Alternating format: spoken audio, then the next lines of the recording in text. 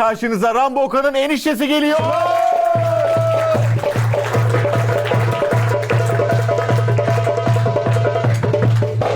Enişte hoş geldiniz. Nasılsınız? Teşekkür ederim. Siz nasılsınız?